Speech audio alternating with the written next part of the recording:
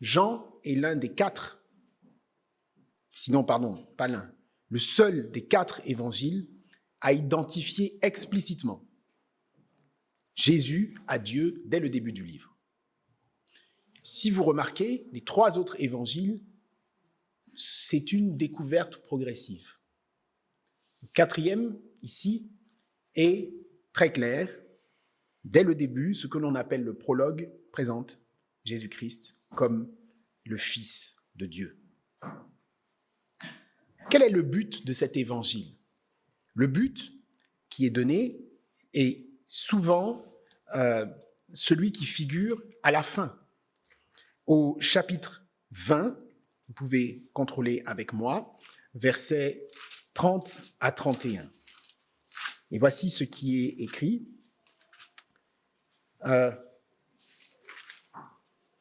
Jésus a accompli sous les yeux de ses disciples encore beaucoup d'autres signes miraculeux qui n'ont pas été rapportés dans ce livre.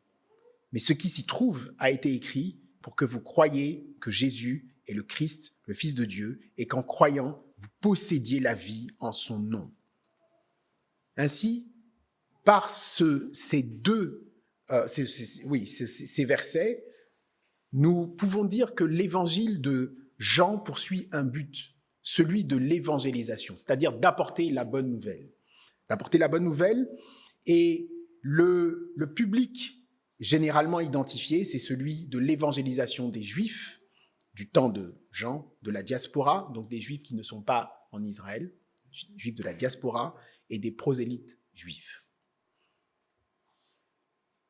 Le prologue dont nous venons de lire un extrait, si vous voulez, résonne dans l'ensemble de l'Évangile. Par exemple, je vais donner deux exemples ici. Les versets 1 et 2. Au commencement était celui qui est la parole de Dieu, il était avec Dieu, il était lui-même Dieu. Au commencement, il était avec Dieu. Eh bien, nous retrouvons le même écho au chapitre 17, verset 5. Et maintenant, Père, revêt-moi de gloire en ta présence, donne-moi cette gloire que j'avais déjà auprès de toi avant les origines du monde. Les versets 1 à 4, par exemple, font aussi écho au verset 26 du chapitre 5. Je lis ici le chapitre 5, du verset 26. En effet, comme le Père possède la vie en lui-même, il a accordé au Fils d'avoir la vie. En effet, comme le Père possède la vie en lui-même, il a accordé au Fils d'avoir la vie en lui-même. C'est important ce que je suis en train de vous dire là, parce qu'il y a une cohérence, et c'est pour attester la cohérence de l'évangile de Jean. Et cette cohérence, elle prend forme dès le prologue. Qui est Jésus-Christ? Ça, c'est la question fondamentale. Qui est Jésus-Christ? C'est une question qui traverse toute notre vie chrétienne. C'est une question, nous pouvons tourner, c'est une question qui est fondamentale pour notre identité chrétienne. C'est une question qui peut sembler banale pour les uns, les unes, les autres qui pensent avoir fait du chemin avec le Seigneur Jésus-Christ. Mais c'est une question qui est très importante et sur laquelle il est toujours aussi important de revenir à chaque fois. Pourquoi? Parce qu'elle est la source, je viens de le dire, de notre identité chrétienne. Est-ce que nous sommes déçus de l'Église? Est-ce que nous sommes déçus des chrétiens? Est-ce que nous vivons des épreuves que nous croyons insurmontables? Ces questions-là, on pourrait les décliner à l'infini. Mais aucune de ces questions, si nous prétendons nous réclamer disciples de Jésus-Christ, aucune de ces questions, frères et sœurs, ne peut trouver de réponse satisfaisante sans avoir une idée claire du Christ et de ce qu'il a fait pour chacune d'entre nous. Aucune. Bien sûr, je pourrais vous donner des réponses éthiques, mais ce n'est pas ce qui intéresse ici. Réponse spirituelle nécessite de savoir qui nous adorons. La question « Qui est Jésus-Christ ?» a fait l'objet d'un cours un cours d'un théologien qui est mort maintenant, qui est très connu, Dietrich Bonhoeffer, publié sous la forme d'un livre. Bonhoeffer, pour ceux qui ne connaissent pas, c'est le nom d'un pasteur protestant. Il était libéral et puis il est allé aux États-Unis, il s'est converti, qui est mort durant la Seconde Guerre mondiale pour avoir résisté à Hitler. La question qu'il pose dans son cours, c'est un cours qui est publié, qui est Jésus-Christ? C'est une question qui est fondamentale pour le temps de Bonhoeffer. Pourquoi? Parce que durant la Seconde Guerre mondiale, Hitler a voulu se constituer une union d'églises protestantes à sa botte. Le pouvoir nazi voulait une église protestante à sa botte. Vous savez que les Allemands, le peuple allemand, globalement, est protestant. Et il fallait, pour le parti nazi, se constituer une église à sa botte. C'est-à-dire une union d'églises qui fasse des compromis avec l'idéologie du national-socialisme, y compris l'idéologie raciste du national-socialisme. Et c'est ce que des gens comme Bonhoeffer et d'autres ont voulu combattre. Et ils l'ont payé de leur vie puisqu'il a été exécuté. Même si nous ne vivons plus sous l'idéologie nationale-socialiste, ou en France, sont ce qui a correspondu, c'est-à-dire le régime de Vichy, nous vivons dans des temps confus. Nous vivons dans des temps confus. Nous voyons une guerre à nos portes, quelques 4-5 heures de vol en Ukraine. Nous voyons des émeutes urbaines, il y a quelques semaines à Nanterre, des gens qui traversent des souffrances au travail. Nous sommes en plein dans le discrédit de la parole politique. Et dans ces temps troublés, chacune cherche un refuge ou un semblant de refuge. Les uns se tournent vers le survivalisme, c'est très mode, le survivalisme. Je ne sais pas si vous avez entendu ça. Survivalisme. C'est une doctrine, une idéologie qui se dit, bon, à un moment donné, il y aura une fin des temps. On ne sait pas quoi. Et donc, il y a un salon du survivalisme, c'est-à-dire savoir comment, s'il y a une fin des temps, comment survivre. Est-ce qu'il faut construire un bunker? Comment dans la nature vivre, etc. C'est très à la mode. Les autres essayent de se noyer dans les plaisirs immédiats de la vie, le sexe, drogue, alcool, le trio infernal. D'autres encore dans la méditation, c'est très couru maintenant, je ne sais pas si vous savez, méditer. Vous n'avez pas entendu ça? Ouais, beaucoup méditent. Ou alors, d'autres aussi se tournent vers l'écologie ou le jeûne intermittent. Où trouver le réconfort, frères et sœurs? Eh bien, je nous invite ce matin, comme Bonhoeffer hier, à tourner nos regards vers Jésus-Christ. Il n'y a, pour nous qui sommes chrétiennes, aucune valeur plus sûre que cela. Aucune. Nous pouvons chercher, mais la réponse de la Bible, c'est que Jésus est notre assurance dans ces temps troublés. Et c'est ce que je voudrais ici expliquer. Je sais que ce prologue paraît un peu, si vous voulez, un peu théorique, n'est-ce pas? Quand on le lit, on ne sent pas que cela nous parle concrètement. Mais cela nous parle concrètement. On commence par le commencement. Au commencement était celui qui est la parole de Dieu. Il était avec Dieu, il était lui-même Dieu. Et le deuxième verset, au commencement, il était lui-même avec Dieu. Ça, c'est ces deux versets qui sont énormes, en fait. Au commencement. Le prologue commence par « au commencement ». Qu'est-ce que cela nous rappelle?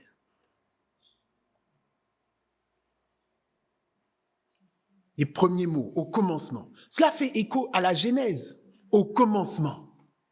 Au commencement, Dieu créa la terre et le ciel. Il ne faut pas voir la Bible comme si c'est quelque chose qui, Jean a dit quelque chose de son côté, et puis Moïse a dit, non. Jean comprend et connaît parfaitement l'Écriture. Et donc il dit, au commencement. Cela fait écho à la Genèse. Au commencement, Dieu créa le ciel et la terre. Le verset continue, au commencement était celui qui est la parole de Dieu. Et qu'est-ce qu'il faut entendre par parole? Bon, vous savez déjà, puisqu'on a lu. Mais on va y venir. Mais qu'est-ce qu'il faut entendre par parole? Le terme grec logos, parole, était utilisé dans plusieurs sens différents. La signification du mot parole employé ici désigne l'expression puissante de la personne divine au sein de la création en vue de la révélation du salut. L'expression puissante de la personne divine au sein de la création en vue de la révélation du salut. Dans l'Ancien Testament, la parole est liée à l'action puissante de Dieu dans sa création. 2 exemples. La personne qui trouve peut lire Psaume 33, verset 6. Psaume 33, verset 6. Et le deuxième texte, c'est celui de Ésaïe, chapitre 55, verset 11. Psaume 33, verset 6, 2 exemples qui montrent la puissance de la parole de Dieu, et Ésaïe 55, verset 11.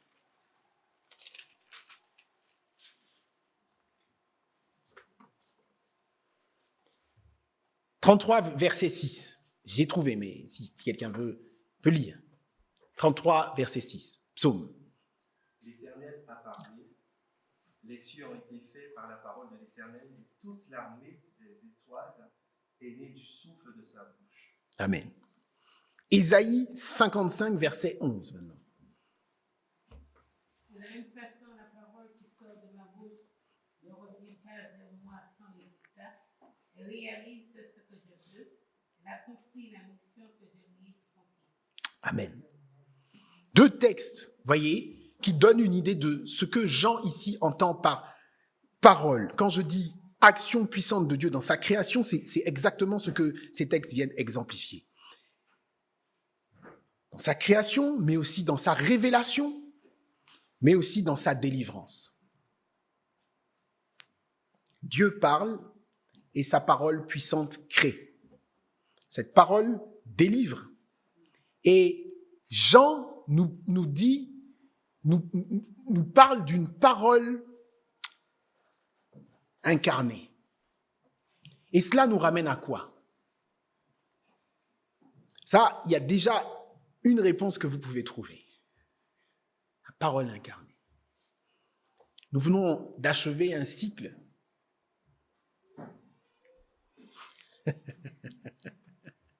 C'est les mêmes qui ont entendu le cycle qui sont ici.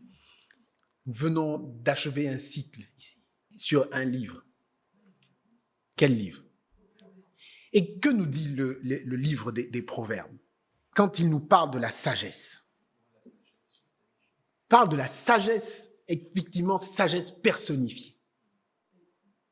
C'est ça que Jean a en tête quand il parle ici de la parole. En fait, il y a un écho par rapport à la sagesse personnifiée dont nous venons de clôturer une série sur ça. Et cette parole nous dit, Jean, elle existait au commencement. Elle était avec Dieu et elle n'était autre que Dieu lui-même. Jésus est le Fils de Dieu et Jésus est Dieu. Il ne faut pas avoir de confusion dessus. Lorsque Jean affirme au verset 2 que la parole était avec Dieu, il veut dire aussi que la parole est une personne distincte de Dieu, jouissant d'une relation personnelle avec Dieu. Et toutefois, je le rappelle, la parole est Dieu aussi, même si elle n'embrasse pas à elle seule la totalité de la divinité. Ce que je peux vous dire là, ce sont des mots humains. Mais je ne peux le dire autrement. Pour ne pas qu'il y ait une confusion et pour montrer bien que Jean sait très bien que la parole, Christ, est distincte, personne distincte, mais en même temps qu'elle est Dieu. Il ne faut pas avoir de confusion là-dessus. Et vous savez, ça peut aller très vite. Beaucoup pensent que Jésus n'est qu'un homme. Il y a deux extrêmes. Jésus n'est qu'un homme. Jésus est Dieu. Oui, un prophète aussi, ça. Jésus est Dieu, et donc Jésus n'existe pas en dehors de Dieu. Il faut faire très attention. Il peut y avoir des confusions qui, en réalité, nous donnent une mauvaise image de qui est Jésus-Christ. Et c'est pour ça qu'il faut avoir une image juste.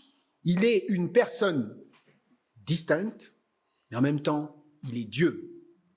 Et le fait qu'il soit Dieu, en revanche, n'englobe pas la totalité de la divinité.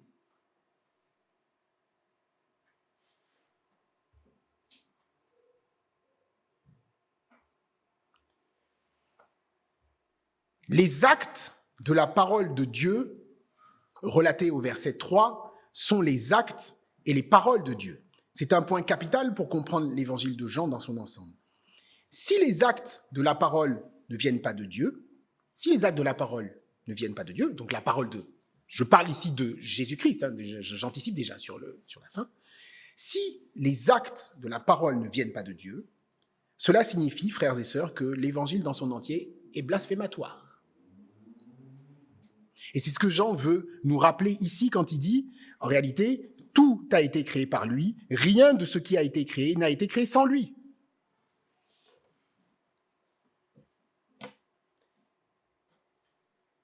La parole a été le moyen utilisé par Dieu dans la création et dans tout ce qui existe. Dieu a tout créé par lui, rien de ce qui a été créé n'a été créé sans lui. Notre frère Paul a lu un texte ce matin. Est-ce que nous nous en rappelons? Colossiens combien? Colossiens 1, combien? 16 à 17. 16, 15 à 16, 14, 13 à 16. D'accord. Eh bien, je nous invite à ouvrir dans Colossiens, toujours chapitre 1, cette fois-ci versets 16 à 17.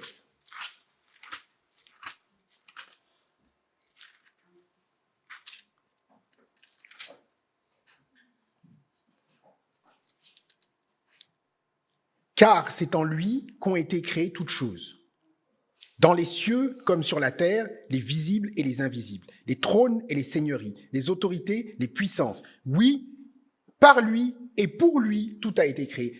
Il est lui-même bien avant toute chose, et tout subsiste en lui. Voilà ce que dit l'apôtre Paul lui-même. C'est glorieux, je ne sais pas comment le formuler. Parfois, vous savez, on prêche, hein, mais les mots humains sont limités pour prêcher et pour donner une image de la divinité. Et pourtant, ici, Colossiens, chapitre 1, versets 16-17, nous donne un aperçu de ce que Jean dit. L'apôtre Paul dit exactement la même chose quand Jean dit ici, au verset 3, Dieu a tout créé par lui, rien de ce qui a été créé n'a été créé sans lui. La lumière et la vie, telle que l'emploie Jean, ici au verset 4, en lui résidait la vie, et cette vie était la lumière des hommes. La lumière et la vie font écho au salut. Le salut veut dire sauver. La lumière est la révélation que les gens peuvent recevoir par la foi et être ainsi sauvés, comme l'attestent encore récemment les baptêmes de nos frères et sœurs. La vie est soit la vie de résurrection que nous allons goûter, nous avons célébré comme un avant-goût, soit la vie spirituelle que nous vivons en communion avec le Saint-Esprit.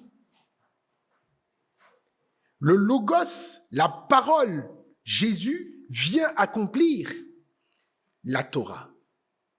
Ce que, d'ailleurs, nombre d'érudits juifs de l'époque de Jean comparaient à la lumière. Mais les attributs du Logos de Jésus-Christ sont supérieurs à la Torah. Et bon, on y viendra, mais en fait, ça fait écho à ce que dit Jean. Au verset 17, si la loi nous a été donnée par Moïse, la grâce et la vérité sont venues par Jésus-Christ. Jésus est la lumière des humains. Il est Dieu lui-même venant habiter parmi les humains. Je sais que ces choses-là, encore une fois, peuvent paraître un peu théoriques, mais demain, quelqu'un vient vous voir, un musulman dit, bon, Jésus ne peut pas être mort sur la croix. Qu'est-ce que vous répondez? Qu'est-ce que nous répondons? Il faut répondre. Il ne faut pas dire, je connais le 06 de mon pasteur. Non. Comment on fait? Ou, encore, dans une culture animiste comme la mienne, il y a un Dieu, Mao, et qui ne s'occupe pas des affaires des humains. Mais alors, quelle est la différence avec le Dieu de la Bible? C'est pour ça que je me suis permis ce matin de tenter de recadrer un certain nombre de choses. Parce que ça a des implications pratiques. Si nous ne comprenons pas de manière juste qui est Jésus-Christ, en réalité, nous allons chuter. C'est évident. Nous ne saurons pas répondre à un certain nombre de questions.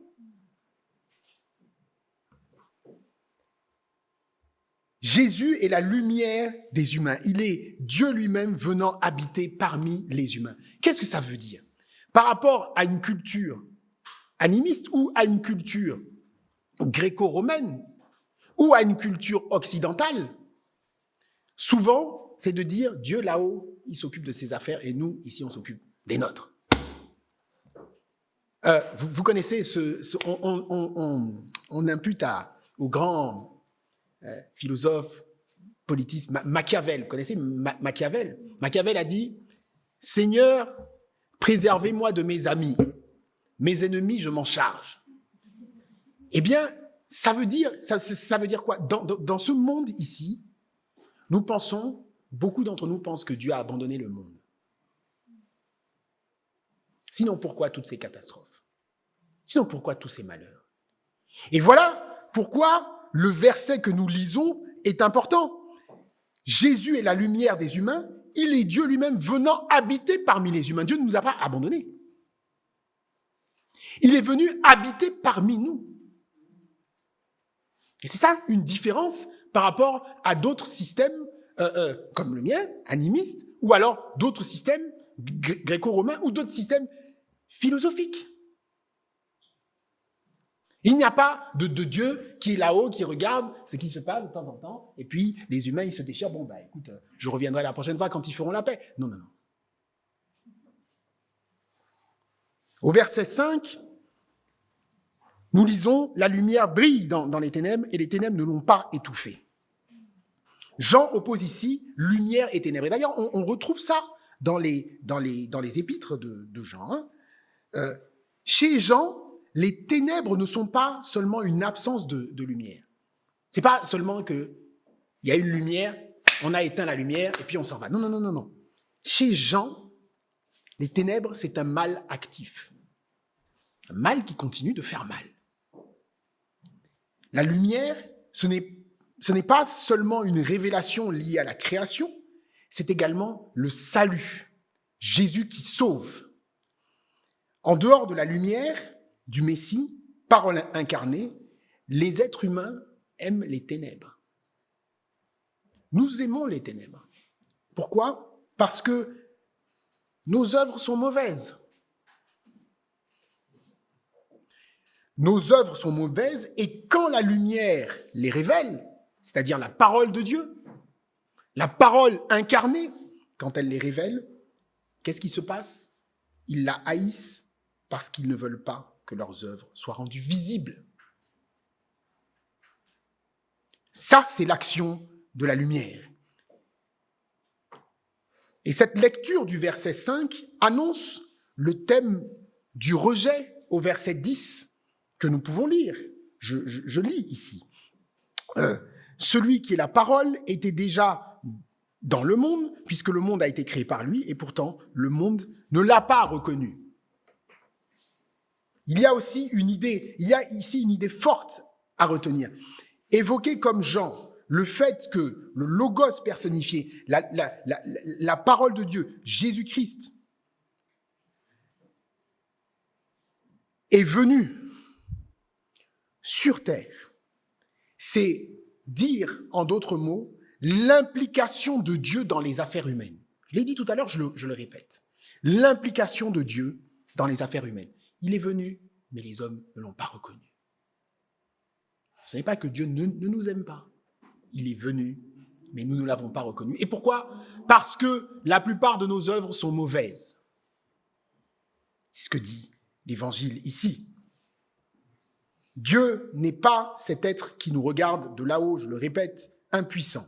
Il veut être partie prenante des moindres aspects de notre vie. Mais où est la réponse ? Où est la réponse ? Dieu a parlé. Où est notre réponse ? Pour introduire le ministère public de la parole dans le monde, Jean mentionne le témoignage de Jean-Baptiste. Il le mentionne au verset 6, un homme parut envoyé par Dieu. Il s'appelait Jean. Il vint pour être un témoin de la lumière afin que tous les hommes croient par lui. Il n'était pas lui-même la lumière, mais sa mission était d'être le témoin de la lumière. Et donc, Jean présente Jean. Jean présente Jean. Tout comme Moïse et les prophètes, Jean-Baptiste vient rendre témoignage à la lumière. Et là, j'ai dit que l'évangile de Jean est un peu différent des trois autres évangiles, mais vous voyez qu'il y a un lien. Parce que les trois autres évangiles mentionnent aussi Jean-Baptiste. Et donc, Jean, tout comme Moïse et les prophètes, vient rendre témoignage à la lumière. Cette lumière constitue l'ultime et l'authentique révélation de Dieu à l'être humain. L'ultime et l'authentique révélation de Dieu à l'être humain. Il n'est pas question ici, c'est pas une question ici d'illumination intérieure. C'est important ce que je suis en train de dire là. C'est pas une question d'illumination intérieure, mais c'est une question de révélation objective. La lumière vient dans le monde par l'incarnation de la parole. Elle brille sur tout être humain et divise l'humanité. Qu'est-ce que ça veut dire concrètement ? Vous savez, j'ai connu une personne un peu spéciale qui m'a dit un jour, mais j'étais jeune chrétien, j'étais un peu stupide, j'ai vu un corbeau qui m'a fait un clin d'œil, et ça veut dire que c'est Dieu qui me parlait. Je suis allé plonger dans un fleuve et je me suis converti. Qu'est-ce que vous en dites ?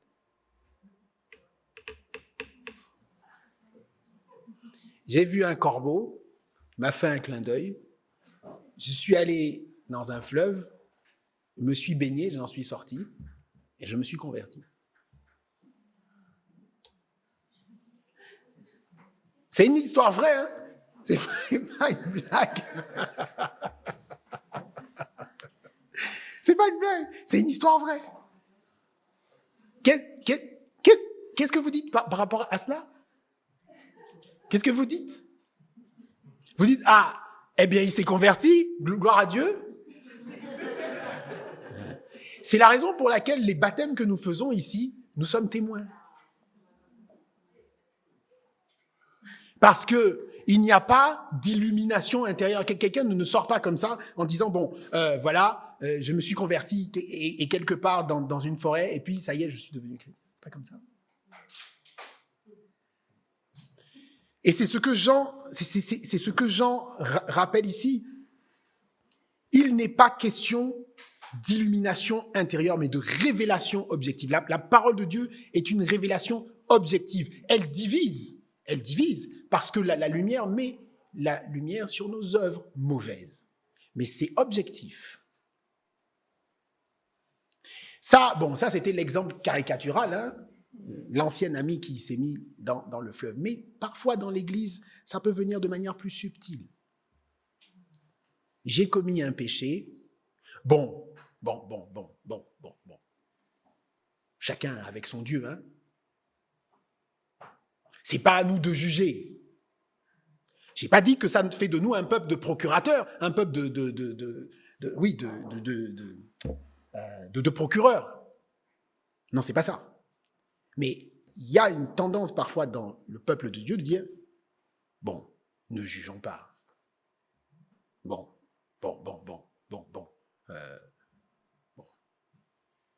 Ne jugeons pas. Ne jugeons pas est souvent associé à de la lâcheté, en fait.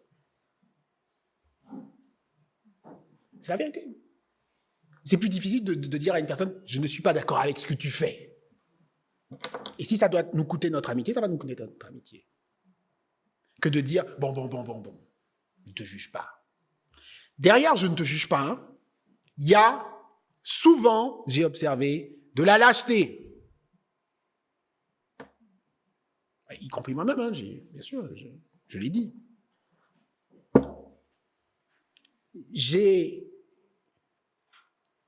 Il m'est arrivé ça, et je le confesse ici, de connaître une personne, le même dont je vous ai parlé, qui a le corbeau, vous le connaissez, et dont je savais, il était clair qu'il n'était pas authentiquement chrétien. Mais l'histoire se termine pas très bien. Parce que le corbeau a décidé de se marier avec une chrétienne. Enfin, encore, une chrétienne. Et je n'ai rien dit.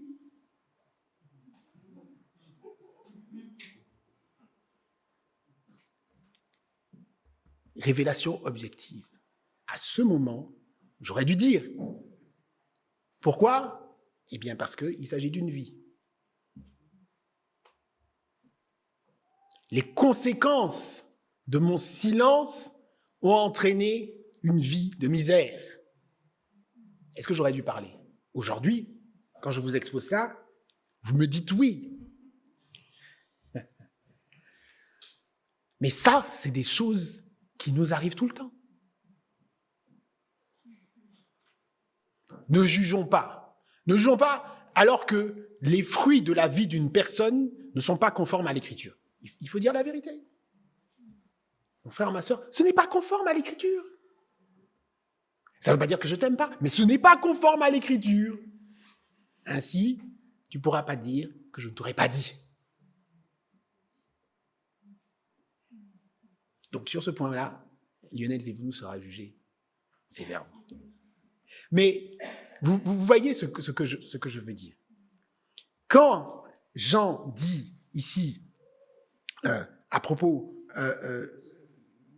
de Jean, du verset 9, « Celle-ci était la véritable lumière, celle qui, en venant dans le monde, éclaire tout être humain », c'est ça qu'il veut dire.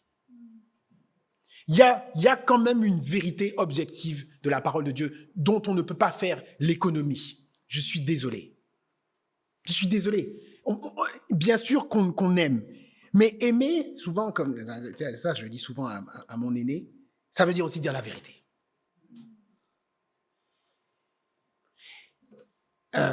Ça, c'est les gamineries. Quand on est des enfants, quand j'étais jeune, je disais à ma femme, voilà, et ma femme me disait, oui, je t'aime, et moi aussi je t'aime, et puis voilà, je suis prêt à tout pour toi.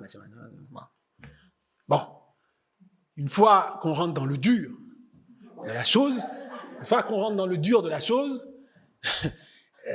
vous savez bien comment ça se passe.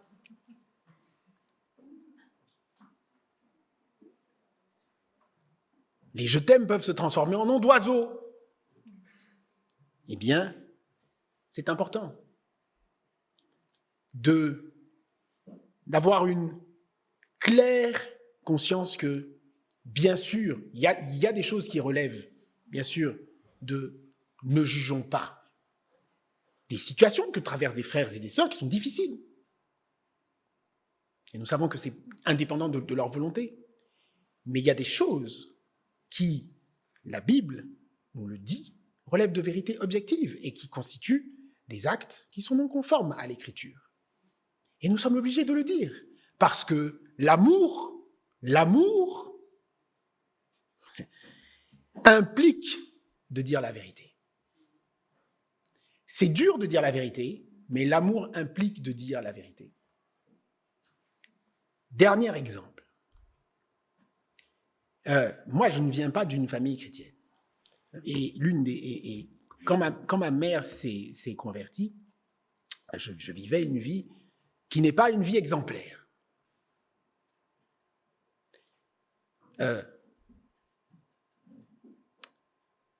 Jusqu'à ce que ma mère décline d'un point de vue mental, elle n'a jamais cessé de me dire la vérité. Ça ne me plaisait pas. Mais je lui en suis profondément reconnaissant. En même temps, elle n'a pas eu le temps de voir les fruits. Mais ça ne l'a pas empêché en tant que mère, parce qu'elle m'aimait, de me dire la vérité. Et ce point dans l'Église est important. Nous nous aimons, nous formons une communauté, et nous ne devons pas lésiner lorsque cela est nécessaire à dire dans l'amour la vérité.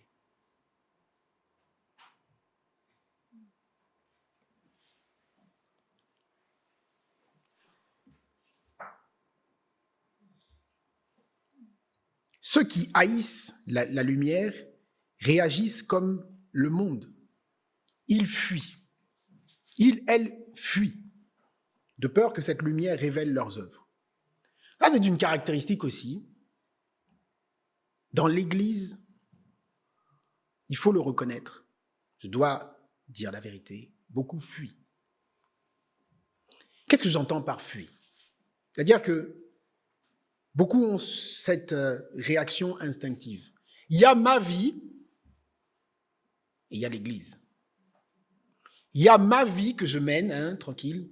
Bon, pas trop que vous sachiez. Et puis il y a l'Église. Je ne pense pas que cela, au regard de l'Écriture, soit la bonne attitude.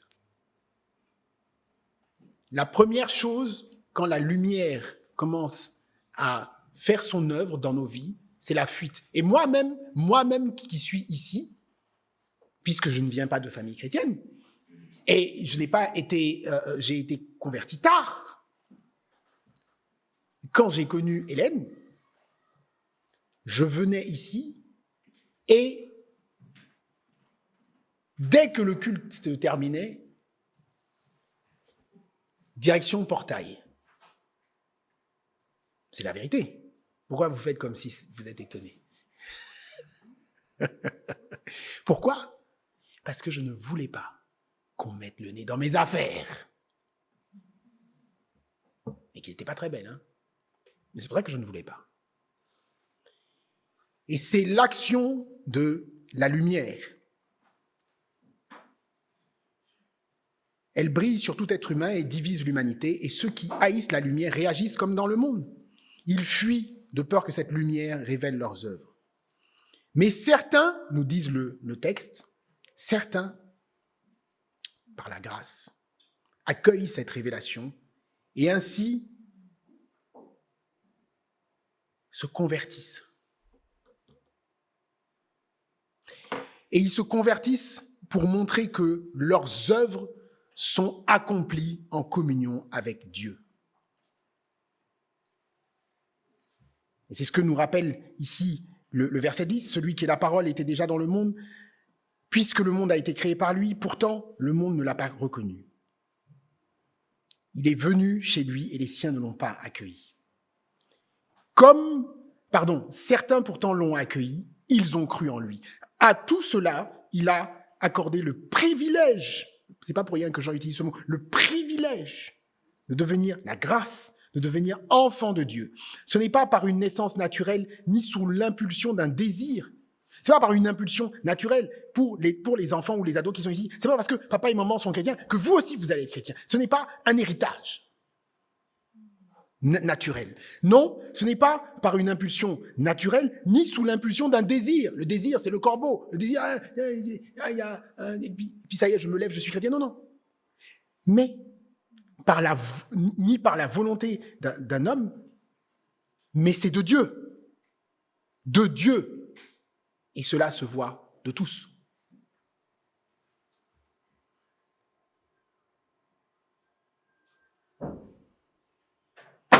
Le verset 14 affirme clairement que celui qui est la parole a fait son tabernacle avec nous, c'est-à-dire à l'image de l'Ancien Testament, où le peuple devait construire un tabernacle pour rencontrer Dieu. La parole, Jésus, nous dit Jean, constitue ce nouveau tabernacle, ce nouveau point de rencontre entre Dieu et nous.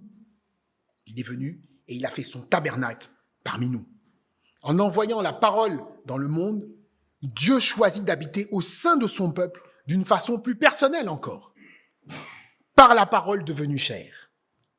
La gloire qu'ont vue Jean et d'autres, les disciples, est la gloire du Fils unique de Dieu. On peut dire, ce faisant, que Jésus est la mise en récit. Il est la mise en récit de la parole de Dieu même. Il est l'image, comme dit l'apôtre Paul, du Dieu invisible. Je pourrais vous entretenir de ces choses-là longtemps, mais je vois que le temps est écoulé. Je vais prier. Seigneur, nous te remercions, nous te sommes profondément reconnaissants pour ta parole. Elle est la vérité et elle éclaire nos sentiers. Elle est pour nous une boussole. Elle est pour nous un aiguillon. Elle est véritablement ce qui fait de nous des êtres humains réconciliés avec Christ, des lampes sur cette terre. Et nous te prions, Seigneur, de nous garder dans cette lumière. Et nous te prions aussi, puisque tel est l'évangile de Jean, le but de l'évangile de Jean, que tous ceux et celles qui doutent, en fait, puissent venir à toi. Grâce au Saint-Esprit. Nous prions, parce que dans nos familles, nous savons que beaucoup ne sont peut-être pas convertis, doutent, se posent des questions sur tous ces plans-là, Seigneur. Agis, réponds, nous te faisons confiance. Nous voulons placer notre confiance en toi, en Jésus-Christ. Une image de Jésus-Christ qui soit juste. Lui qui est venu dans notre monde, qui s'est fait chair, qui est mort pour nos péchés, qui est ressuscité et qui maintenant attend l'heure pour que nous soyons réconciliés avec lui. Et nous prions, Seigneur, que le plus grand nombre soit sauvé et parvienne à la connaissance de la vérité. En ton nom, j'ai ainsi prié. Amen.